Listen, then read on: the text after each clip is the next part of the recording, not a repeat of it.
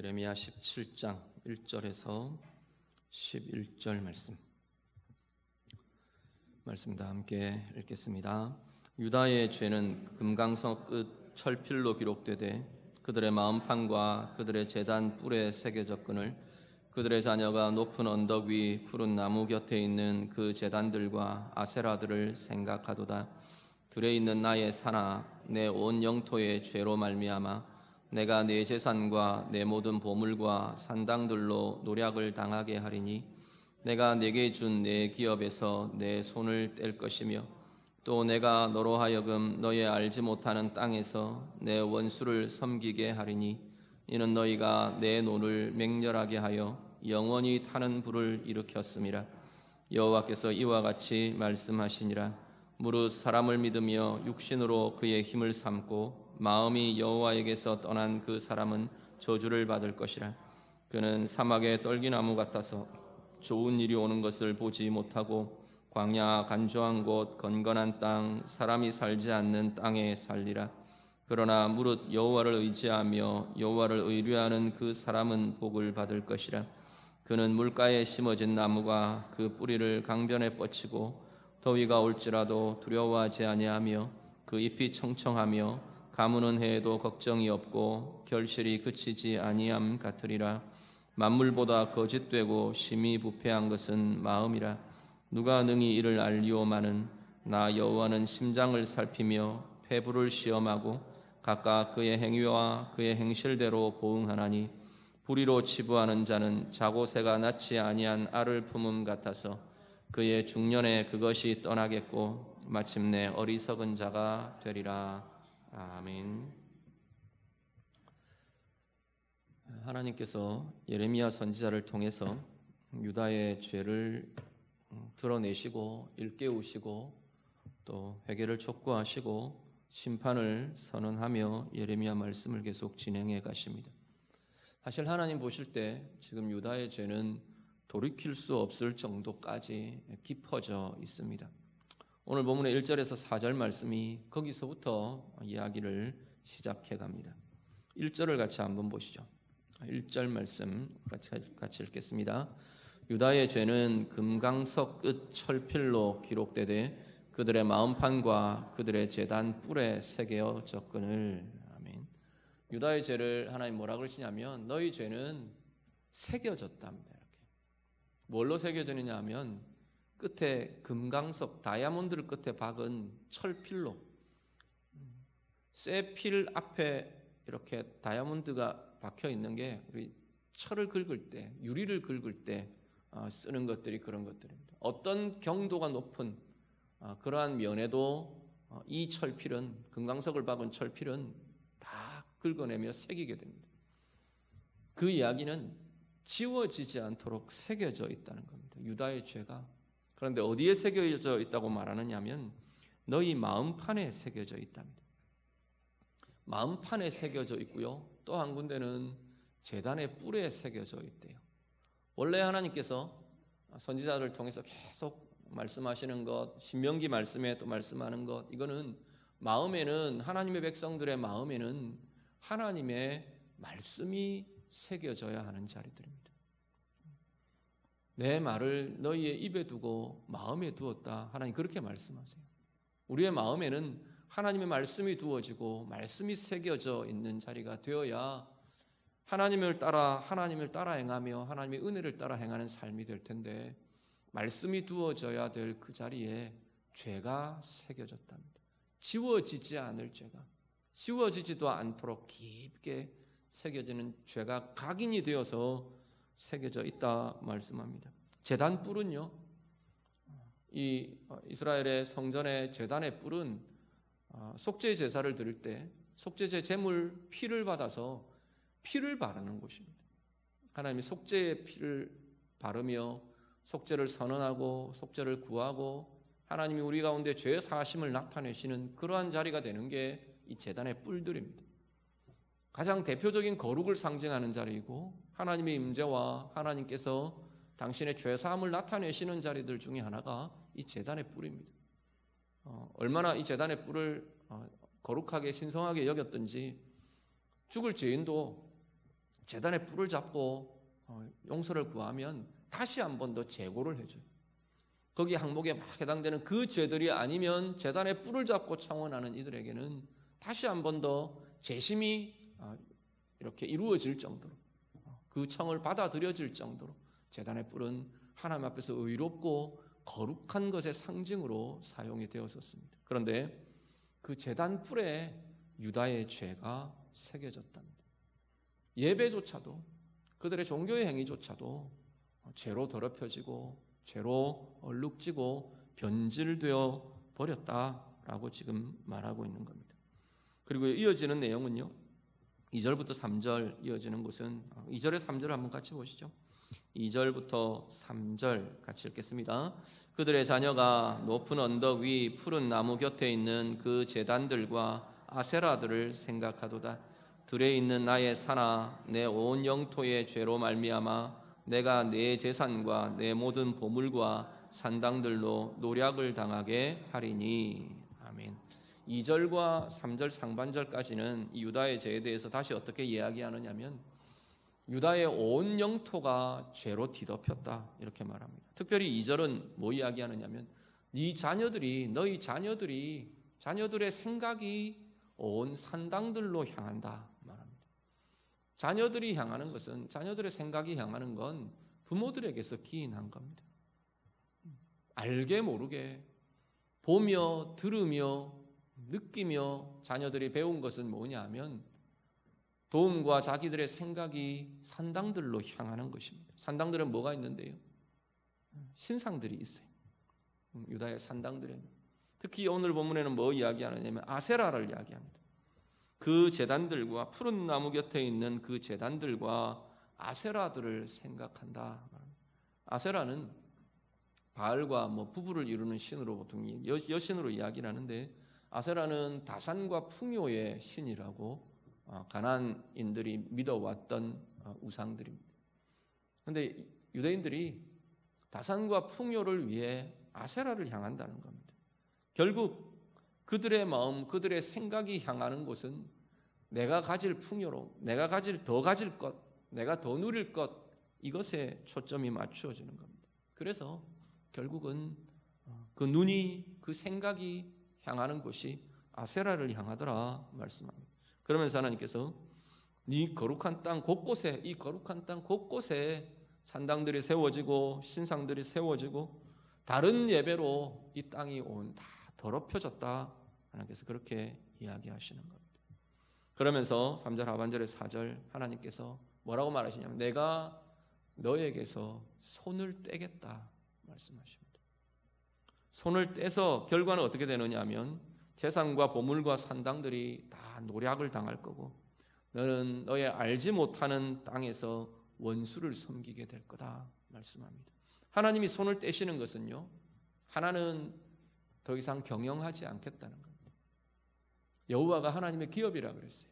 하나님의 백성들은 나의 기업이라 하나님 그렇게 말하셨어요. 그 이야기는 하나님이 관리하시고 하나님이 경영하시고 하나님이 가꾸시고 하나님이 열매 맺게 하시고 그게 하나님의 기업인데 내가 손을 떼겠다는 겁니다.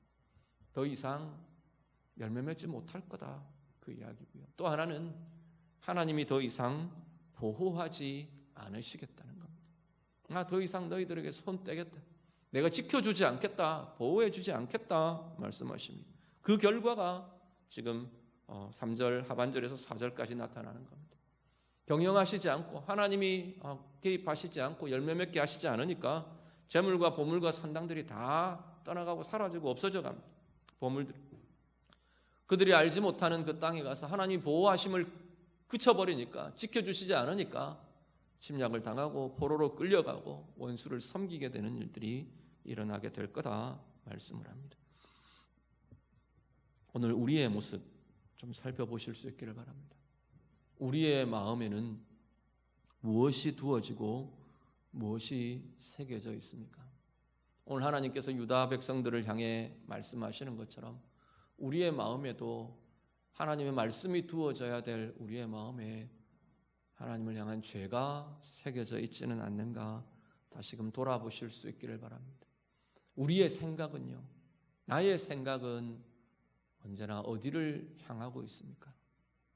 이스라엘이 아세라를 향했다는 이야기는 풍요를 늘 자기가 누릴 풍요에만 관심이 있는 겁니다. 그러니까 풍요를 줄 것 같은 대상에게 늘 생각과 마음이 기울어지는 겁니다.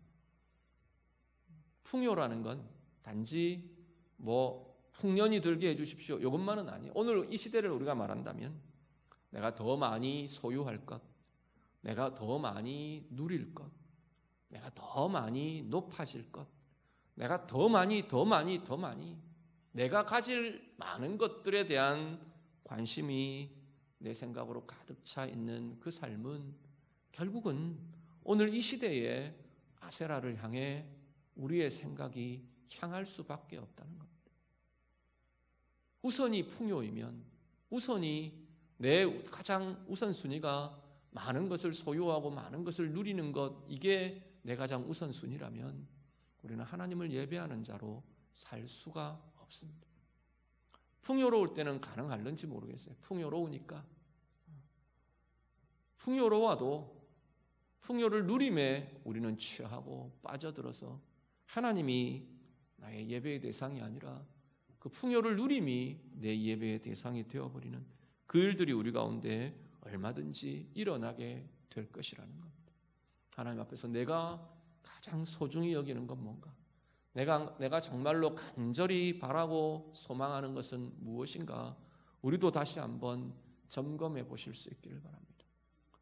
이 시대를 살아가는 우리가 이 예레미야 시대의 이스라엘처럼 잘 먹고 잘 살 것, 풍요를 누릴 것, 많은 것을 누릴 것, 그것에 초점이 맞추어지던 것처럼 나도 오늘 그래서 나의 생각이 하나님이 아닌 다른 것들로, 오늘 이 시대의 아세라로 내 생각이 가득해 있지는 않는지, 그래서 오늘 내 삶의 다양한 영역이 이 시대에, 그 시대의 이스라엘 온 영토의 신상들과 하나님을 예배하는 다른 것을 예배하는 것들로 가득 찼던 것처럼 오늘 나의 삶의 다양한 영역들도 하나님이 아닌 다른 것을 예배함으로 자꾸만 채워지고 있지는 않는지 우리 자신들 돌아보며 하나님 앞에 내어놓으시고 새롭게 하는 자리 될 수 있기를 간절히 바랍니다. 5절부터 8절은요 두 종류의 삶을 대조하면서 이렇게 이야기를 합니다. 먼저 5절에서 6절을 같이 보시죠. 5절부터 6절 같이 읽습니다. 여호와께서 이와 같이 말씀하시니라. 무릇 사람을 믿으며 육신으로 그의 힘을 삼고 마음이 여호와에게서 떠난 그 사람은 저주를 받을 것이라. 그는 사막의 떨기나무 같아서 좋은 일이 오는 것을 보지 못하고 광야 간조한 곳 건건한 땅 사람이 살지 않는 땅에 살리라. 아멘. 두 종류의 삶을 대조를 하는데 5절에서 6절은 어떤 삶을 이야기하느냐 하면 사람을 믿으며 육신으로 그의 힘을 삼는 사람의 삶 이야기합니다. 하나님을 의지하고 하나님을 의뢰하는 것 대신에 사람을 의지하고 사람을 신뢰하고 육신으로 힘을 삼고 세상과 같은 세상의 기준들로 자랑하고 이제 이런 삶입니다. 이 이야기는 사람들을 신뢰하면 안 돼. 그 이야기하고는 전혀 다릅니다. 서로 의지하고 서로가 의지가 되어주고 그러면 안 된다. 그 이야기를 하는 게 전혀 아닙니다. 하나님이 계셔야 될 자리에 사람을 대신 올려놓는 겁니다. 내 문제나 내 어려움이나 내 상황들에서 풀어갈 해결책들이 하나님의 뜻을 고민하고 하나님의 방법을 고민하고 하나님의 마음을 품고 하나님의 말씀이 내게 행하게 하시는 그것들을 품고 그런 고민들이 있어야 될 자리, 하나님을 향해 우리의 시선이 고정되어야 될 그 자리에 우리는 그것을 대신할 도움들을 그 자리에 채우는 겁니다. 그런 모습을 두고 오늘 본문은 뭐라고 말하느냐면 그 마음이 여호와에게서 떠난 사람이라 그렇게 말합니다. 이스라엘이요, 하나님이 막 지금 이 이야기들을 막 내어놓으시는데 이스라엘의 공리는 뭐냐면 우리가 애굽에 가서 도움을 좀 청할까? 애굽 붙들면 바벨론하고 맞설 수 있을까? 이 궁리를 하고 있다는 겁니다. 하나님은 계속 이스라엘에게, 유다에게 너희의 죄를 내려놔라, 하나님 앞에 회개해라, 하나님 앞에 돌이켜라, 너희의 어그러지고 왜곡된 예배 바로잡아라. 다른 것에 마음 빼앗긴 것들 하나님을 향해 시선을 고정시켜라. 막 이 이야기들을 계속 하는데 이스라엘의 고민은 바벨론이 세력이 크니까 애굽에다 기대면 우리가 군사적으로 균형 맞출 수 있을 거야. 이 계산하고 있다는 겁니다. 그것을 두고 하나님 뭐라 그러냐면 그 마음이 여호와에게서 떠났다 말하는 겁니다. 이스라엘 사람들은 어쩌면 항변할지도 모릅니다. 우리가 언제 하나님을 버렸습니까? 그렇게 말할지도 몰라요. 우리는 하나님에게서 마음 떠나지 않았습니다. 그럴지도 몰라요. 그런데 그들의 삶은 아니라는 겁니다. 그들의 해결책은 아니라는 겁니다. 그들의 방법은 아니라는 거예요. 하나님 보시기에 너희는 나를 떠났다고 지금 말씀하시는 겁니다. 오늘 우리는요, 우리의 마음은, 우리의 삶은, 우리의 방법은 하나님에게서 마음이 떠난 사람들의 모습은 아닌가 돌아보실 수 있기를 바랍니다. 나는 무엇을 정말로 신뢰하며 의지하며 나의 힘을 삼는 사람들입니까? 이 모습은 5절에서 6절은 뭐라고 말하냐면 사막의 떨기나무 같답니다. 사막의 떨기나무는 뿌리를 여기 말씀 표현대로 하면 광야, 간주한 곳, 건건한 땅, 사람이 살지 않는 땅에 뿌리를 내리고 거기서 물을 찾고 거기서 양분을 찾는다는 거예요. 광야의 거친 들에 간조한 곳, 건건한 땅, 이거는 메말랐다는 이야기고 또 한편으로는 소금기 있는 땅이라는 의미가 있어요. 여기 지금 우리 6절에서 이야기하고 있는 이 사막의 떨기나무라고 번역되어 있는 이 나무는 우리 어떤 분들 이 자료들에 보면 그 소돔의 사과라는 식물이 있대요. 그 지역에 사해 부근에 이렇게 많이 자생하는 소돔의 사과라는 식물이 있는데 그걸 가리키는 것 같다. 그렇게 해석하는 분들이 있어요. 이 소돔의 사과는 어떠냐면 그 열매가 맺는데 이렇게 사진을 보니까 정말 이렇게 튼실해요. 외형상 보기에 아주 큰 사과같이 튼실한 탐스러운 열매를 맺습니다. 그런데 그 열매를 따서 쪼개보면 갈라보면 그 속에 먹을 수 있는 게 아니라 솜뭉치 같은 게 그 안에 들어있어요. 솜뭉치, 실타래 같은 솜뭉치 같은 게 그 안에 들어있는, 그야말로 먹을 수 없는 헛된 과일이, 헛된 결실이 되어버리는 게 이 열매의 모습입니다. 뭐라고 말하냐면 이 하나님을 의지하는 것 대신 사람을 믿으며 육신으로 그의 힘을 삼는 사람들의 삶이 그렇다는 거예요. 메마르대요. 팍팍하대요. 막 끌어다가 뭔가를 했는데 열매가, 제대로 된 열매가 맺어지지가 않는데요. 겉보기에는 화려하고 겉보기에는 잘 되고 그런 것 같은데 그 속은 먹을 수 없는 소돔의 사과같이 병들고 허탄한 것이 그 인생의 사람을 믿으며 육신으로 그 힘을 삼는 사람의 실체라고 말씀합니다.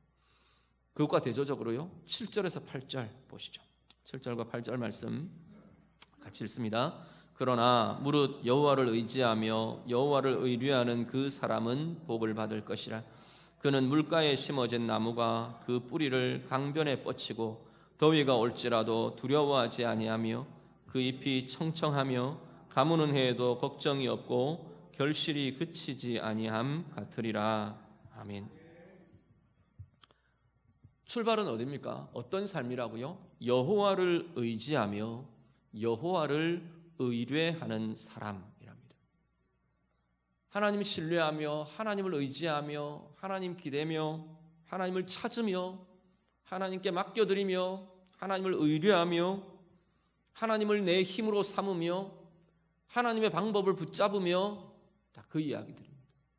하나님을 의뢰하는 자, 하나님을 의지하는 자, 그의 삶은요 물가에 심은 나무 같답니다. 뿌리를 강변에 뻗치고 있는 물가에 심은 나무와 같다 말합니다. 그 물가에 심은 나무는요 강변에 뻗치고 뿌리를 뻗치고 어떻게 합니까? 양분과 수분과 생명과 힘을 공급받는 겁니다. 그래서 더위가 와도 두려워하지 않는답니다. 더위는 광야의 떨기나무에나 강변에 뿌리를 뻗친 물가에 심은 나무에나 더위는 똑같이 찾아옵니다. 문제는 더위를 이겨내는 상황은 완전히 다른 겁니다.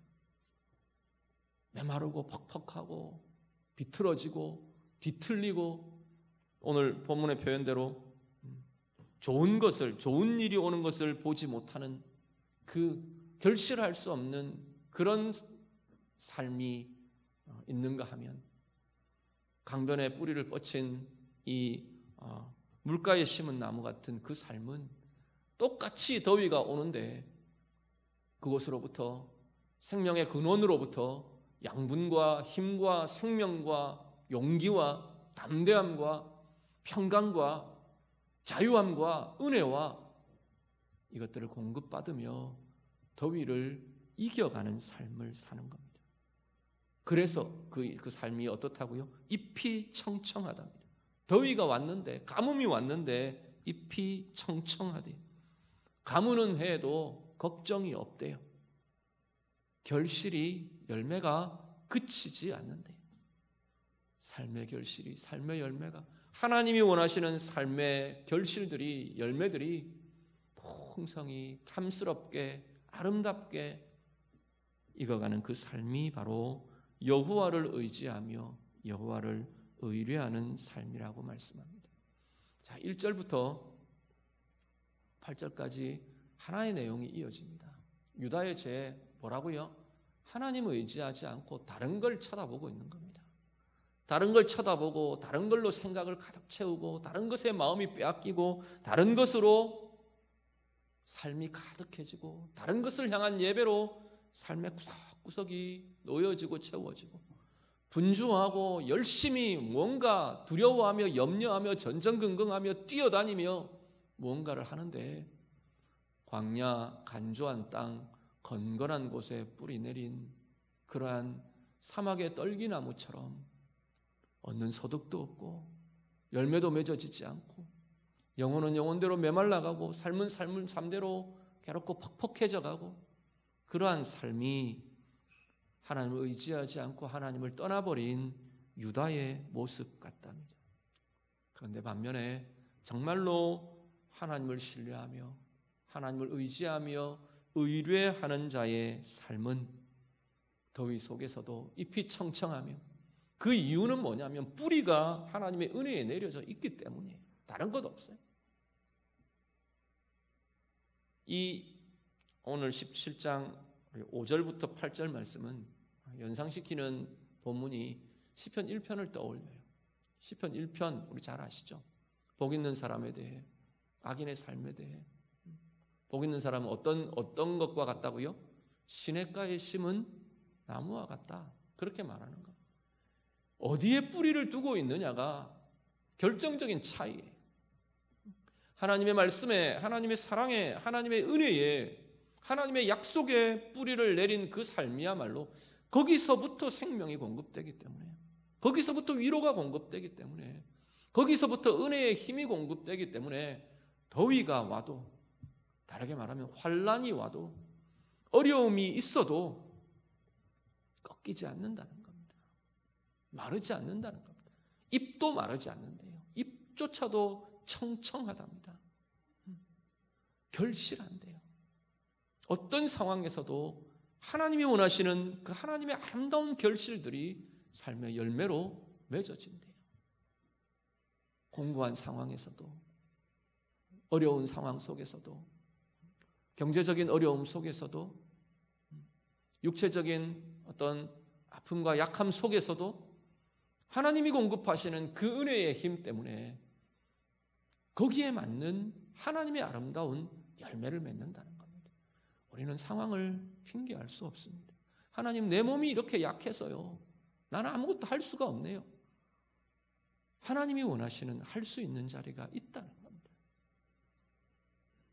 나는 돈이 없어서, 나는 가난해서 하나님이 원하시는 열매를 맺을 수가 없네요. 하나님, 나는 재능이 없어서, 하나님, 나는 지식이 짧아서 내가 할 수 있는 게 없네요. 아니라고 말하는 겁니다. 그래서 열매 못 맺는 나무가 없다는 겁니다. 중요한 것은 어디에 뿌리를 내리고 있느냐라는 겁니다. 내가 하나님의 은혜의 뿌리를 내리고 있는가? 하나님의 말씀에, 하나님의 약속에, 하나님의 사랑에 내 영혼과 내 마음에 뿌리가 내려져 있다면 거기서부터 들어오는 그 양분과 그 생명과 그 힘 때문에 열매가 맺어지는 겁니다. 내 안에 그 열매를 맺을 어떤 자료들이 있어서 열매가 맺어지는 게 아니라 하나님으로 공급되는 그 은혜가 열매를 맺게 한다는 겁니다. 우리의 입술에 은혜의 열매가 나타나고요, 우리의 행함에 은혜의 열매가 결실들이 열매 맺어지고요, 우리의 가정에, 내 생업에, 내가 바라보는 내 인생의 설계에 하나님이 원하시는 하나님의 아름다운 열매들이, 내 생각이 좋은 열매 말고 하나님이 보시기에 아름답고 복된 열매들이 열매 맺어질 것이라 말씀합니다. 오늘 예배하시는 성도님들, 우리 모두의 삶이 이 물가에 심어진 나무와 같은 이 은혜의 삶이 되시기를 간절히 바랍니다. 우리 모두의 영혼과 삶의 뿌리가 하나님의 은혜에, 하나님의 약속과 말씀에 온전히 뿌리를 뻗치며, 강변의 뿌리를 뻗친 것처럼, 뻗친 나무처럼 하나님의 은혜의 뿌리를 뻗치고 그 하나님의 사랑과 은혜의 양분과 생명의 에너지들 날마다 힘있게 공급받으며 때를 따라 결실하는 아름답고 복된 열매로 가득한 귀한 삶과 가정, 모든 생애가 되시기를 우리 주님 이름으로 축복합니다. 9절에서 11절 마지막 한 번 더 같이 보시죠. 9절부터 11절 쭉 이어서 같이 읽습니다. 만물보다 거짓되고 심히 부패한 것은 마음이라. 누가 능히 이를 알리오마는 나 여호와는 심장을 살피며 폐부를 시험하고 각각 그의 행위와 그의 행실대로 보응하나니 불의로 치부하는 자는 자고새가 낳지 아니한 알을 품음 같아서 그의 중년에 그것이 떠나겠고 마침내 어리석은 자가 되리라. 아멘. 9절에서 11절 앞에 우리 5절에서 8절을 시편을 연상시키는 표현들이라고 말씀드렸는데 9절에서 11절은 잠언의 말씀을 연상시키는 표현법이나 교훈이나 이런 것들이 잠언의 말씀을 연상시키는 그러한 내용들로 이어집니다. 먼저 9절에서 뭐 이야기를 하느냐면 사람의 마음에 대한 이야기를 합니다. 사람의 마음은 거짓되고 부패했다 말합니다. 특히나 만물과 비교를 합니다. 세상 만물들 많은 것들이 있는데 사람의 마음같이 거짓되고 부패한 것이 없다 그렇게 말합니다. 어떤 것도 사람의 마음과 비교할 수 없답니다. 세상 만물은 거짓으로 꾸미지 않아요. 세상 만물은 사람의 마음처럼 변질되고 상하고 썩고 손상되지 않았답니다. 특히나 살아있는 것들은 썩지 않아요. 살아있는 것은, 생명이 있는 것은 변질되거나 상하지 않아요. 죽어서 상하는 거지. 그런데 사람의 마음은요, 생명을 가진 존재이지만 사람의 마음은 썩고 부패하고 변질된답니다. 사람의 마음은 거짓으로 속이고 꾸미고 숨기고 가린대요. 그래서 만물보다 거짓되고 부패한 것이 사람의 마음이라 말씀합니다. 문제는 뭐냐면 우리 하나님은 마음을 살피신다는 겁니다. 우리가 겉으로 내 말을 잘 꾸미고 내 행동을 잘 꾸미고 열심히 어떤 내가 하는 것으로 내 뭘 가리고 그럴듯하게 포장해놓고 비추어내고 그러는데 하나님은 내가 그럴듯하게 내놓은 이걸 보시지를 않고 우리의 마음을 보신대요. 하나님은 중요한 것이 여호와는 심장을 살피며 폐부를 시험한다 말합니다. 이 폐부는 원래 의미는 콩팥이라는 의미를 가진 단어예요. 그런데 콩팥이 이 고대 히브리 사고에는 이 콩팥, 장기, 간 이런 데에 사람의 마음이나 영혼이 있다고 봤어요. 그래서 여기 지금 이야기하는 하나님은 심장을 살피십니다. 하나님은 콩팥을 살피십니다. 이게 같은 표현. 하나님은 우리의 마음을 보십니다 하는 겁니다. 우리가 다루어야 할 것도 결국은 우리의 마음이라는 겁니다. 성경은 그 마음에 쌓은 것에서부터 우리의 행위나 우리의 말이나 우리의 결실들이 나온다 말합니다. 아무리 잘 포장해 놓은 것 같은데 내가 100번을 두고 내가 내 속에 있는 것들 비치지 않게 내가 좋은 말들로 잘 덮고 잘 꾸미고 잘 해야지. 그런데 101번째에 내 속에 게 튀어나오는 겁니다. 아무리 가려도 아무리 덮어도 우리의 마음에 있는 것들이 드러나고 나타나는 것을 막을 수 없답니다.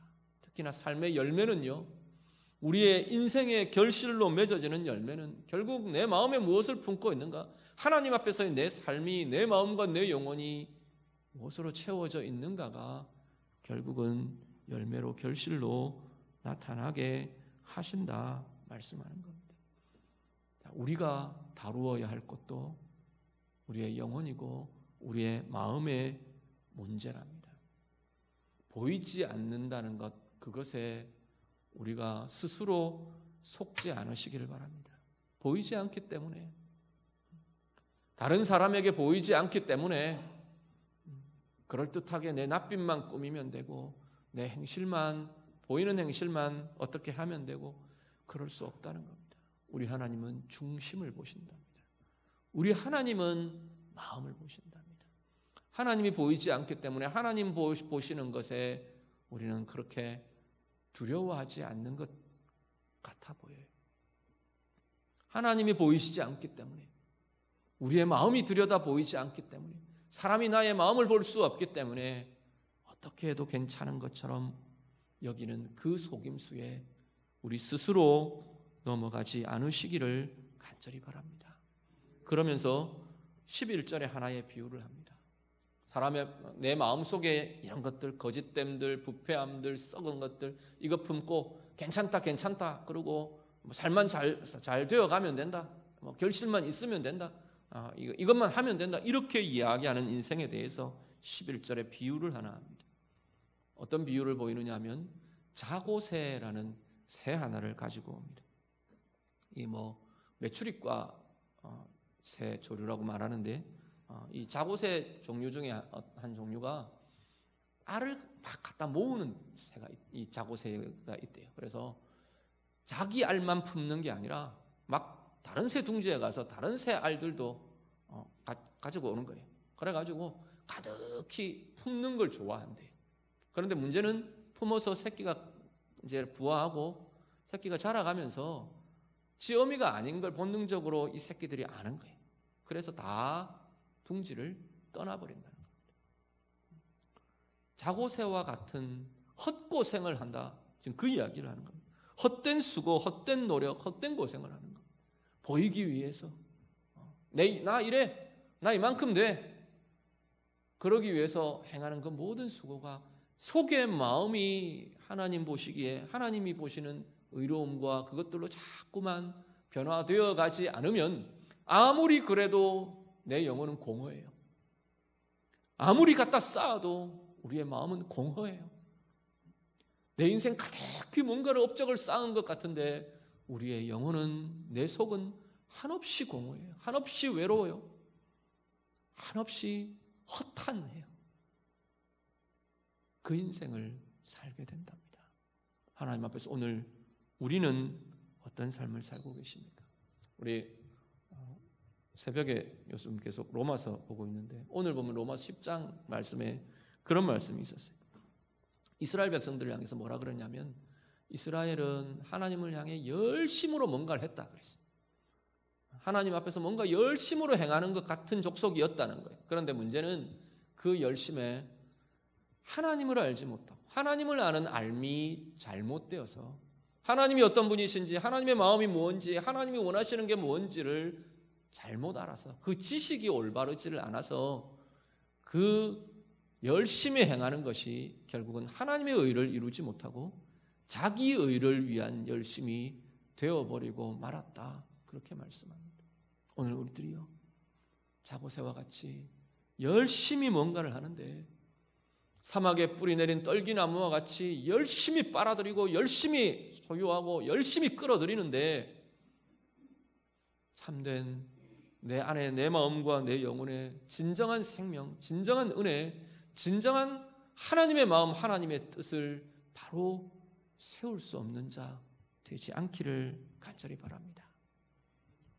그래서 허탄하고, 그래서 열심히 수고한 그 결과가 엉뚱한 열매를 맺고 왜곡되고 손상되는 그러한 삶이 되지 않도록, 그야말로 하나님의 생명으로, 하나님의 은혜로, 하나님이 원하시는 그것들로 우리의 마음과 우리의 영혼들이 자꾸만 채워져서 하나님이 원하시는 복된 결실로 열매 맺는 우리 모든 은혜의 삶들 다 되시기를 우리 주님 이름으로 축복합니다.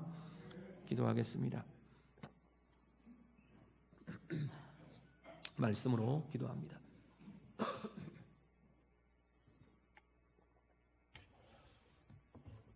오늘 나의 마음은, 나의 생각은 무엇으로 가득 차 있고 무엇을 향해 내 생각과 마음은 향해 있는지 우리 다시 한번 돌아보며 좀 기도하실 수 있기를 바랍니다.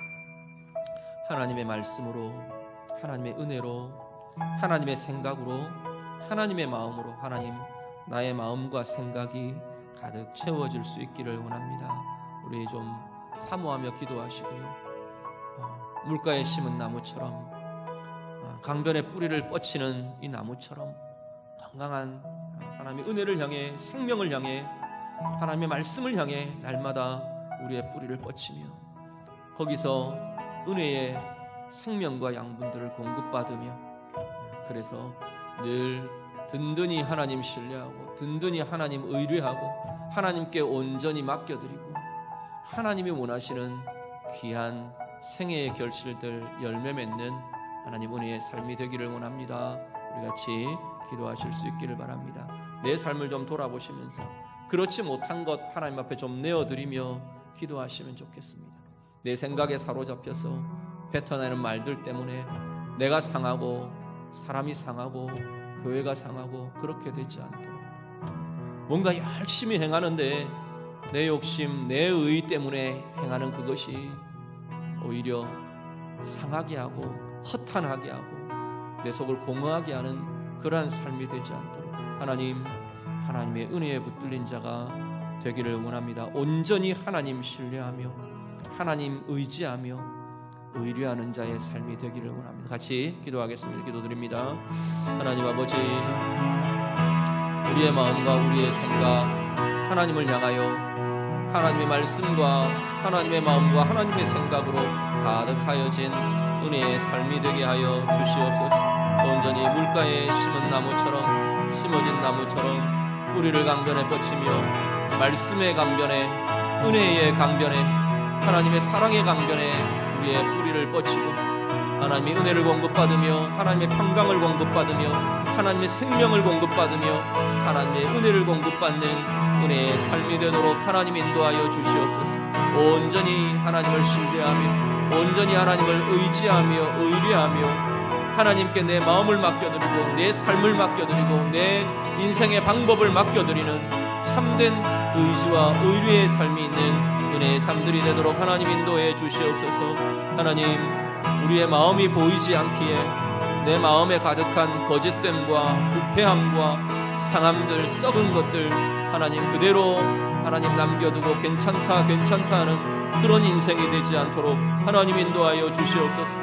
자보새가 남의 알을 품되 중년의 모든 것이 떠나가게 될 것이라 하신 그 말씀처럼 우리가 헛된 노력, 헛된 인생을 살지 않도록 하나님의 은혜에 붙들려 사는 복의 인생이 되는 우리 모두의 삶이 되도록 하나님 인도해 주시옵소서. 하나님 아버지, 우리의 삶을 하나님 앞에 내어드립니다.